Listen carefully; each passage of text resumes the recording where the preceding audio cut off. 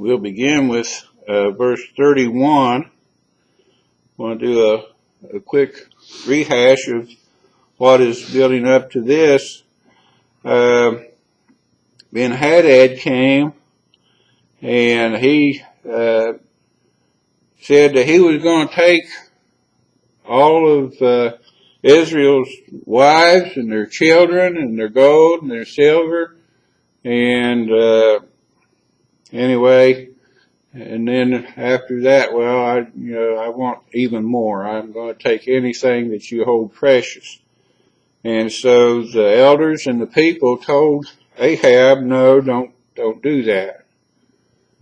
And so anyway,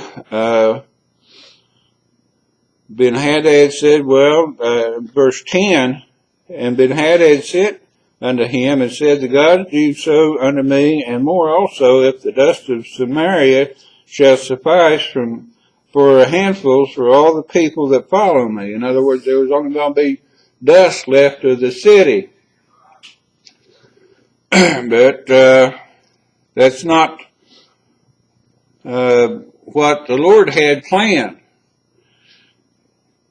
Anyway, in verse 13, and behold, there came a prophet unto Ahab, king of Israel, saying, thus saith the Lord, hast thou seen all this great multitude? You know, the army about you, you know, the ones that are going to try to take all that you love, everything away from you?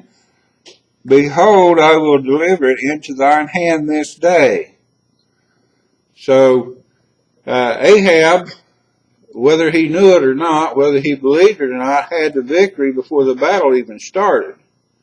But there was a reason for that. And the last part of verse 13, and thou shalt know that I am the Lord. Okay, so this was a battle that took place in the hills. Now, hillside fighting kind of tends to favor smaller bands. And that's basically what Ben-Hadad's people told him. They said, well, our gods are the gods of the plain, you know, so let's fight them out there. And our gods will take over, but so what happened in the second battle? Verse 28, and there came a man of God and spake unto the king of Israel and said, thus saith the Lord, because the Syrians have said, the Lord is God of the hills, but he is not God of the valleys. Therefore will I deliver all this great multitude into thine hand. So, again, God has given him the victory before the battle's even started. And as we studied last week, they didn't lose a single man. But Ben-Hadad lost thousands and thousands. I think even more than most people think in the first battle, and definitely more in the second battle. Anyway, and the reason for that in the last part of verse 28, and ye shall know that I am the Lord. Now here was two great battles where they were greatly outnumbered. Well, they slew in the second battle. They had, Ben-Hadad supposedly had the same number of people in the second battle, just like Ahab had. Ahab had 7,232 people. Now that's not much of an army, especially back in these days when most of the fighting was hand to hand. But anyway, Ben-Hadad had thousands and thousands. During the battle, over 100,000 were killed. And so they fled, verse 30, but the rest fled to Aphek into the city, and there a wall fell upon 27,000 of the men that were left. So they couldn't get away from the Lord even hiding in the city. You can't hide from the Lord. If he is after you, he has you. He is everywhere. He is all powerful. You can't defeat him. And we have people nowadays that It scares me to be around them sometimes because, you know, you look for fire to come down from heaven and take care of them. But God is not willing that any should perish, so he withholds his judgment. There's going to be a time coming, though. God is a just God, and there is going to be punishment, so they're going to pay for these things. Anyway, the last part of verse 30, and Ben-Hadad fled and came into the city, into an inner chamber. In other words, he was in a building, and in a chamber, and in an inner chamber. So basically, he was hiding in a closet. Now, I have been scared when I was little. There used to be a TV show on Saturday mornings where this little kid's name was Haji or something like that, and there was always either a tiger going to get him or a snake. And I would go around and hide behind the sofa till the music changed, and I knew he was safe again, because I was scared to death that he was going to get eaten by the tiger or bit by the snake. So, you can't hide from the Lord. Anyway, verse 31, beginning of today's study, and his servants said unto him, Behold now, we have heard that the kings of the house of Israel are merciful kings. Thus, I pray thee, put sackcloth on our loins and ropes upon our heads, and go out to the king of Israel. Peradventure he will save thy life. So we've lost. I mean, they lost big time. And so his servants, those close to Ben-Hadad, they told him, we've heard that the kings of Israel are merciful. And if we put sackcloth on us and a rope around our neck, now, that's what this means. It said rope on our head, but it means there was a rope around our neck. In other words, we're defeated, do with us what you will.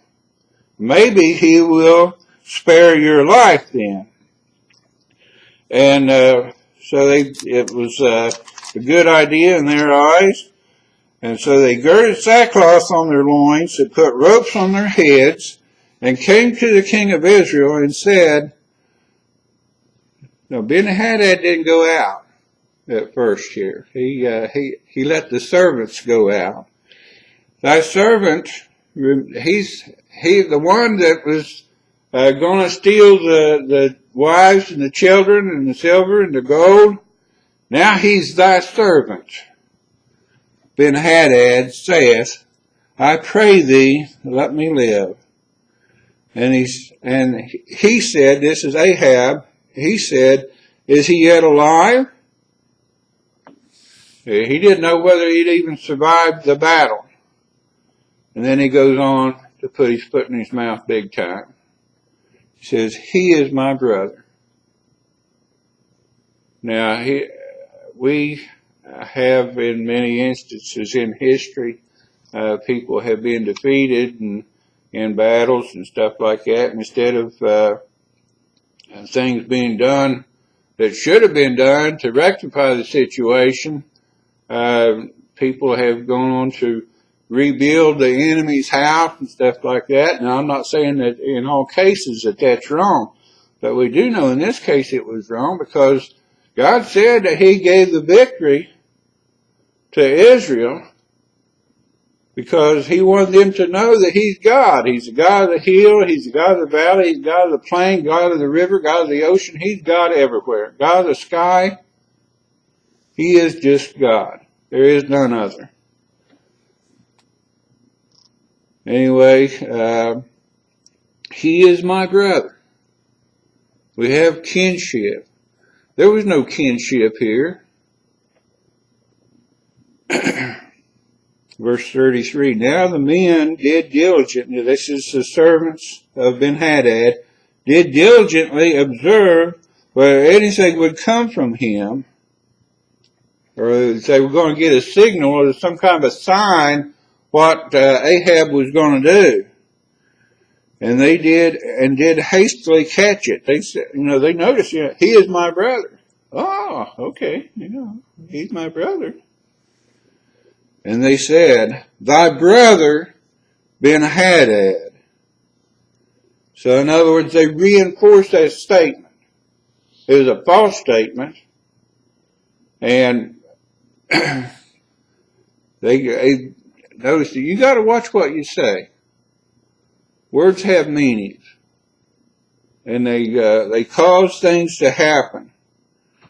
And because of Ahab's little statement here, he is my brother, they turned it right back around to him, and he said, thy brother Ben-Hadad. Then he said, go ye bring him. In other words, bring Ben-Hadad to me. Then Ben-Hadad came forth to him, and finally he come out of his hole, and he caused him to come up into the chariot. He brought him right up into the chariot with him. Now, I don't know if this was an actual chariot or just some kind of wagon or like a coach or something like that, but it says chariot, so we're going to go with chariot. And Ben-Hadad said unto him, the cities which my father took from thy father I will restore. Well, they could have took them back anyway. They had already defeated his army. I mean, completely. And he said, okay, I'll give you back what's rightfully yours anyway.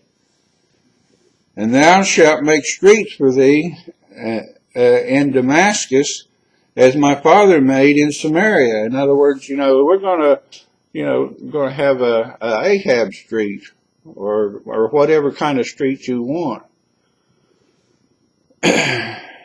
Then said Ahab, I will send thee away with this covenant. He just got done fighting a major battle here, and well over 100,000 men were killed. And he said, yeah, we're gonna have a covenant now. And he was going to make a covenant with a guy that said he's going to take his wives, his children, his silver, and his gold, plus everything precious to him. So he made a covenant with him and sent him away. Now, the rest of the study today is going to be about the repercussions. What happens when you don't do what God tells you to do? So, verse 35, and a certain man of the sons of the prophets said unto his neighbor, unto his neighbor, and the word of the Lord, smite me, I pray thee. And the man refused to smite him. Now we're getting a little bit of what happens when you don't follow the Lord's word here. Then said he unto him, because thou hast not obeyed the voice of the Lord, behold, as soon as thou art departed from me, a lion shall slay thee. And as soon as he was departed from him, a lion found him and slew him. So in other words, this prophet told the man to hit me. And he said, I'm not going to do that. Now, I don't know what his particular reason was, whether he feared hitting the prophet or whether maybe they had been friends or they just wasn't mad or what the reason was, but it was the word of the Lord. The prophet told him, you need to hit me. And he wouldn't do it. When God tells you to do something, you do it. He'll make you able to do it. If you follow his word at all. I once knew a pastor. He was in Tennessee, and I can't remember his name, and I probably already told this dozens of times, but the Lord called him to be a missionary in a certain place. And he had a good job, and he had a good house, and a new car, and he said, well, Lord, I can't go. And we know somebody was in a similar situation, and a little church called him, and he came. So we got to be careful. We got to be careful. When God tells you to go, you go. anyway, he lost his job, repossessed the house and the car, and he said, okay, Lord, I'll go. So you're going to go anyway. It's easier when you do it the first time.